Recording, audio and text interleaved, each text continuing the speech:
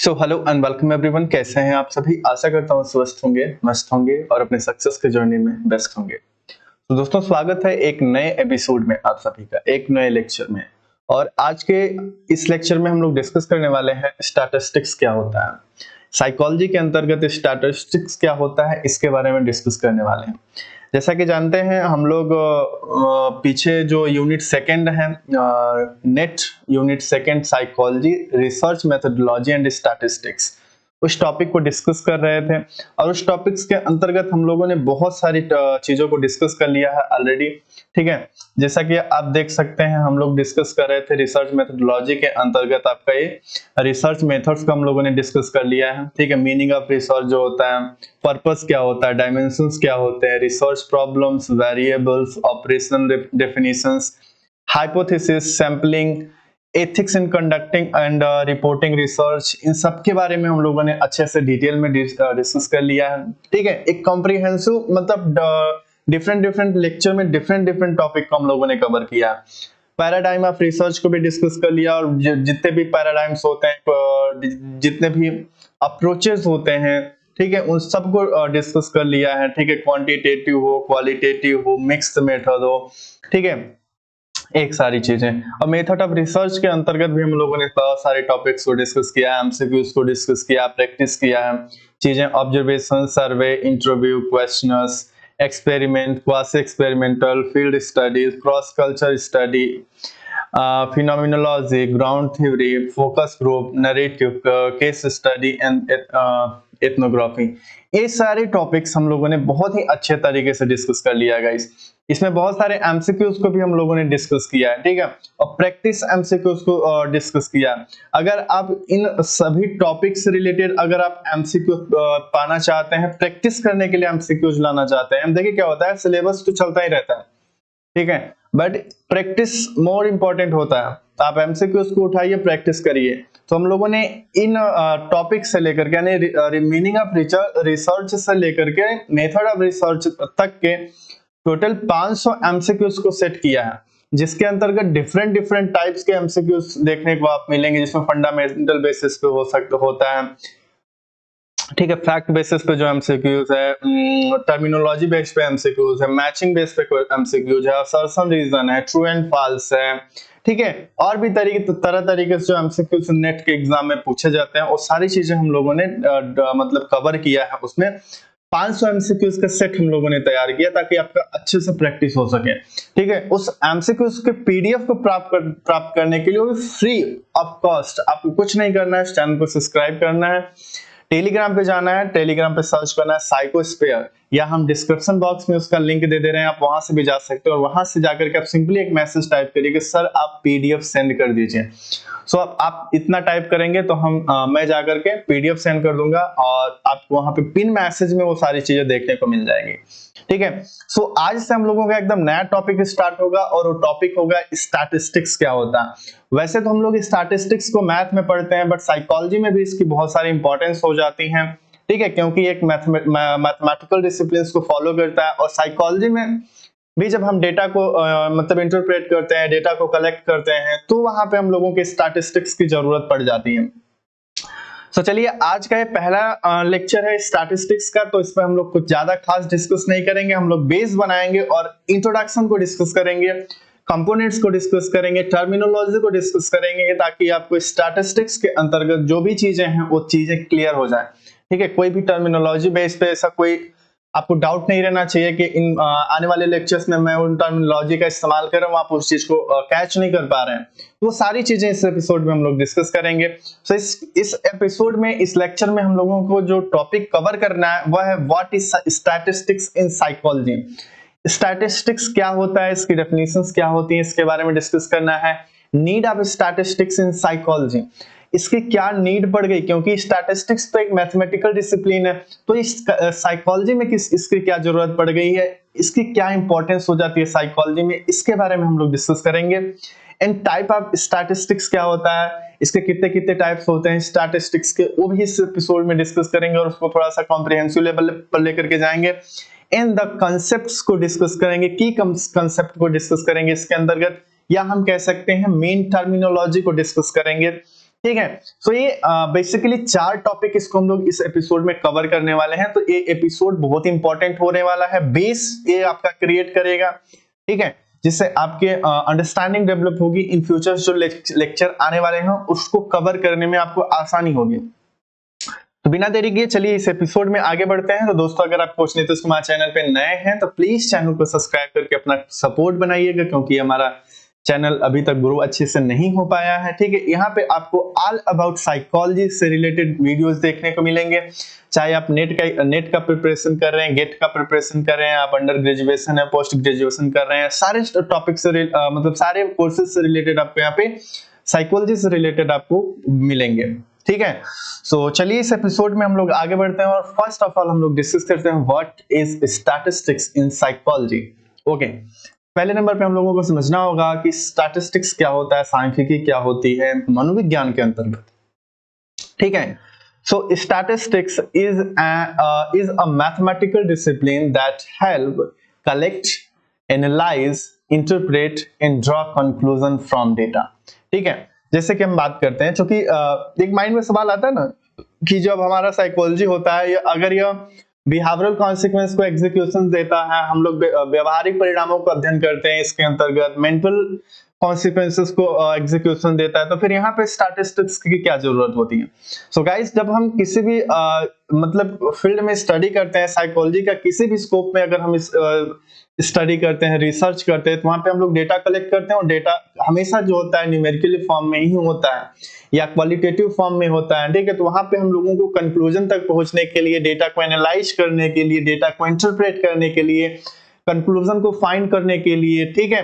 सो वहां पे हम लोगों को स्टैटिस्टिक्स की जरूरत पड़ती है और स्टैटिस्टिक्स जो होता है एक मैथमेटिकल डिसिप्लिन को फॉलो करता है, उसके थ्रू हम लोग डेटा को समझने की कोशिश करते हैं। स्टैटिस्टिक्स को हम लोग इसका इस्तेमाल करके डेटा को इंटरप्रेट, एनालाइज और उसको मतलब सॉल्यूशन तक पहुंचने के लिए हम चीजों का इस्तेमाल करते हैं, ठीक है। तो आप हमें एक चीज याद रखिए, स्टैटिस्टिक्स क्या होता है, what is statistics. So statistics is a mathematical discipline that help us collect, analyse, interpret and draw conclusion from the data. Okay, data से हम लोगों को कंक्लूजन तक पहुंचने में हम लोगों को हेल्प करता है कौन, statistics. And statistics is mainly used in psychology to measure human behavior, okay, human behavior, identity patterns and the test hypothesis, okay. So statistics हम लोग mainly use करते हैं साइकोलॉजी के अंतर्गत ह्यूमन बिहेवियर को मेजर करने के लिए, पैटर्न को आइडेंटिफाई करने के लिए, इन हाइपोथेसिस को टेस्ट करने के लिए, ठीक है, या इन सारे कॉन्सिक्वेंसेस को एग्जीक्यूशन के लिए हम लोगों को जरूरत पड़ती है स्टैटिस्टिक्स की, और बिना स्टैटिस्टिक्स के हम लोग थोड़ा सा इसमें नहीं लीड कर सकते हैं। तो यहाँ पे स्टैटिस्टिक्स की हम लोग को जरूरत पड़ती है बिहेवियर को मेजर करने के लिए, मेजरमेंट में हम लोगों की स्टैटिस्टिक्स की जरूरत पड़ती है, पैटर्न को आइडेंटिफाई करने के लिए स्टैटिस्टिक्स की जरूरत पड़ती है, एंड हाइपोथेसिस को टेस्टिंग में स्टैटिस्टिक्स की जरूरत पड़ती है, ठीक है। नेक्स्ट चलते हैं, need of statistics in psychology. हम लोग आके क्यों पढ़ते हैं स्टैटिस्टिक्स को साइकोलॉजी के अंतर्गत, तो वही बात हुई, डेटा को इंटरप्रेट करने के लिए, कलेक्ट करने के लिए, ठीक है, कंक्लूजन को फाइंड करने के लिए, मेजर करने के लिए, मेजरमेंट करने के लिए भी जरूरत पड़ जाती है हम लोगों को स्टैटिस्टिक्स की। So to organise and summarise data को व्यवस्थित और संक्षिप्त करने के लिए हम लोगों को स्टैटिस्टिक्स की जरूरत पड़ती है, okay. And to make research scientific and valid, अनुसंधान को यानी रिसर्च को वैज्ञानिक और वैध बनाने के लिए हम लोगों को स्टैटिस्टिक्स की जरूरत पड़ती है। To identify patterns and correlation in human behaviour, ठीक है, मानव व्यवहार में पैटर्न और सहसंबंध की पहचान के लिए हम लोगों को स्टैटिस्टिक्स की जरूरत पड़ती है।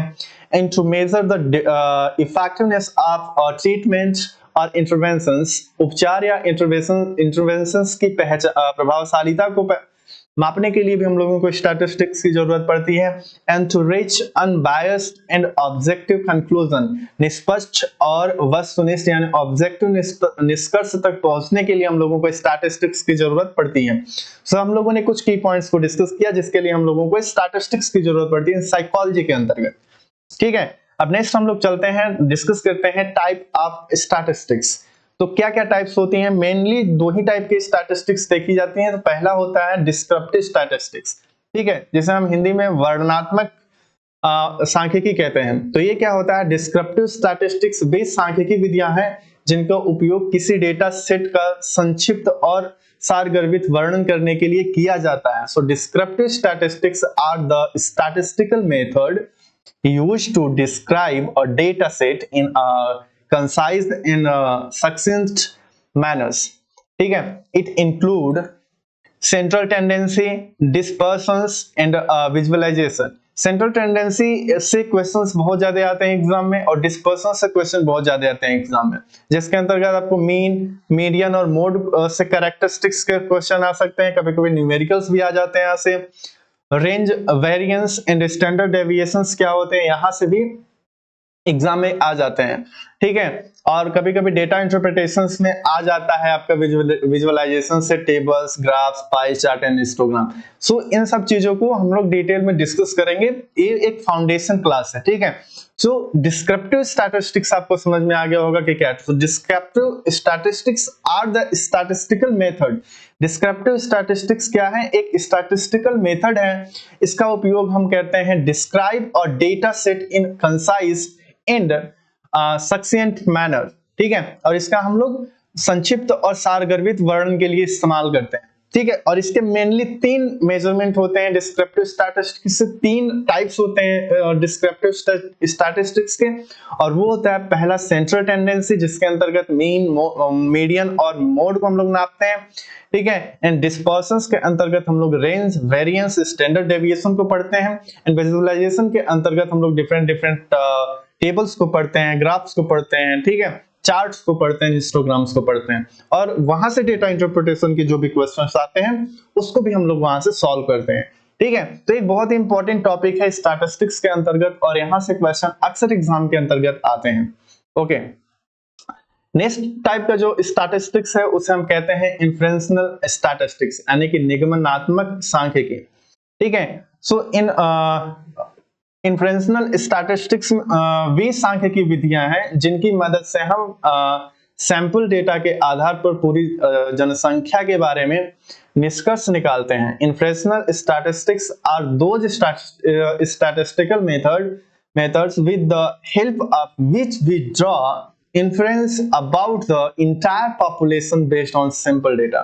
ठीक है, और इसके भी कुछ टाइप्स होते हैं, जिसमें इसके अंतर्गत आ जाता है हाइपोथेसिस टेस्टिंग, आ जाता है टी टेस्ट या अनोवा टेस्ट हो जाता है, इसके अंतर्गत साइ स्क्वायर टेस्ट आ जाता है, कोरिलेशनल रिग्रेशन टेस्ट आ जाता है, confidence interval, okay, p value, significance testing. So ये सारी चीजें भी एग्जाम के लिए बहुत इंपॉर्टेंट है।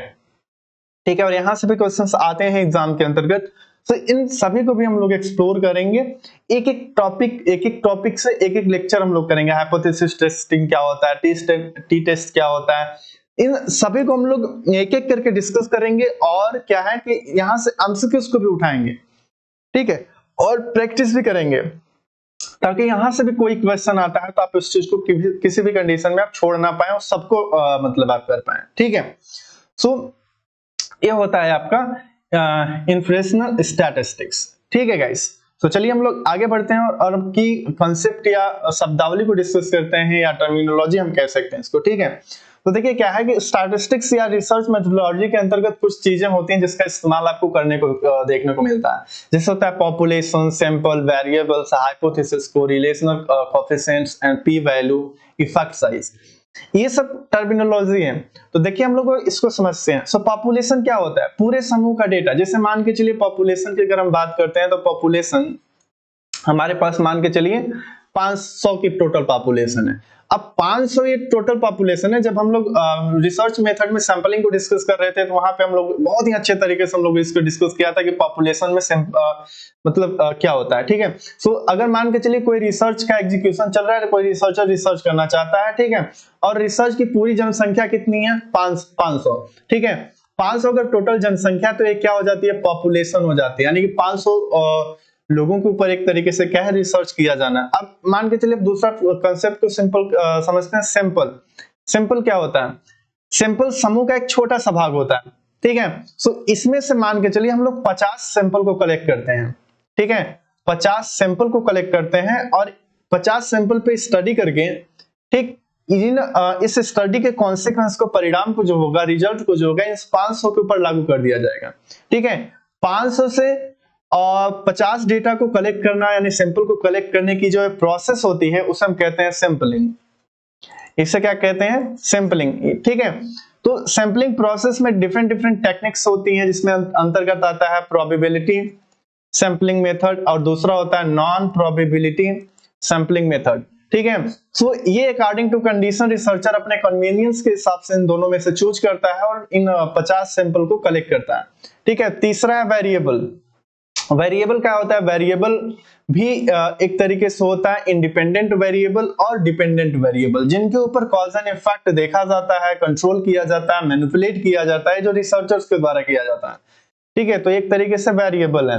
मैथमेटिक्स में जैसे मान के चलिए एक्स वाई जेड, इस तरीके से क्या है, ये सब वेरिएबल की तरह काम करते हैं। अगर हम साइकोलॉजी के अंदर बात करें तो हेल्थ, डाइट, ये सब क्या है? वेरिएबल है। टाइम क्या है? वेरिएबल है। ठीक है, अब वेरिएबल भी कई प्रकार के होते हैं, independent variable, dependent variable, different types के वेरिएबल्स होते हैं। ठीक है, सो हाइपोथेसिस क्या होता है? सो हाइपोथेसिस एक परिकल्पना होती है जिसके ऊपर रिसर्च को एग्जीक्यूट किया जाता है। ठीक है, हाइपोथेसिस कह सकते हैं क्वेश्चन का फॉर्मेशन होता है। जैसे मान लीजिए कोई क्वेश्चन है तो उस क्वेश्चन से रिलेटेड कोई प्रिडिक्शन दिया जाएगा पहले, फिर आगे चलकर उस चीज को टेस्ट किया जाता है। हाइपोथेसिस के भी बहुत सारे टाइप्स होते हैं, जिसके अंतर्गत नल हाइपोथेसिस और अल्टरनेटिव हाइपोथेसिस मेनली 2 होते हैं, बाकी और भी बहुत सारे तरीके से टाइप्स होते हैं।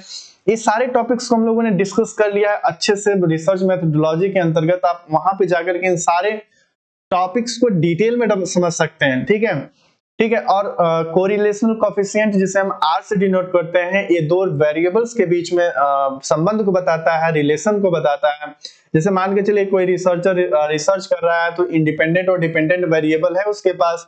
ठीक है, तो इन दोनों के बीच में क्या रिलेशन है, इस चीज को फाइंड करने के लिए कोरिलेशन कोएफिशिएंट का इस्तेमाल किया जाता है। पी वैल्यू हाइपोथेसिस टेस्ट का निष्कर्ष निकालता है, बताता है कि क्या वैल्यू है, क्या प्रोबेबिलिटी वैल्यू है। इफेक्ट साइज का मतलब होता है कि इफेक्ट की तीव्रता कितना ज्यादा है, और इफेक्ट साइज क्या है? इफेक्ट को बताता है, प्रभाव को बताता है।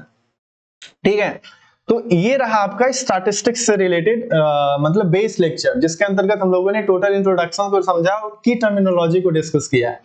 ठीक है, सो आज के इसका मतलब कि जो एप्लीकेशन होता है स्टैटिस्टिक का इस एप्लीकेशन है इन साइकोलॉजी के अंतर्गत, वो किन किन क्षेत्रों में किया जाता है, इसका क्या स्कोप है, इस चीज को भी डिस्कस करते हैं। सो क्लिनिकल साइकोलॉजी के अंतर्गत क्या होता है कि स्टैटिस्टिक्स का इस्तेमाल किया जाता है। ठीक है, इलाज के प्रभाव को जांच करने के लिए। एजुकेशनल साइकोलॉजी में इसका इस्तेमाल किया जाता है, छात्रों के प्रदर्शन का विश्लेषण करने के लिए किया जाता है। सोशल साइकोलॉजी में किया जाता है, समूह व्यवहार का अध्ययन करने के लिए किया जाता है। हेल्थ साइकोलॉजी के अंतर्गत इसका अध्ययन किया जाता है, स्वास्थ्य संबंधी व्यवहार को मापने के लिए इसका अध्ययन किया जाता है। ठीक है, हेल्थ साइकोलॉजी के अंतर्गत। एंड डेवलपमेंटल साइकोलॉजी के अंदर भी इसका उपयोग किया जाता है विकासात्मक परिवर्तन का विश्लेषण करने के लिए। तो ये कुछ मेजर एरिया हैं, कुछ मेजर स्कोप्स हैं स्टैटिस्टिकल साइकोलॉजी का।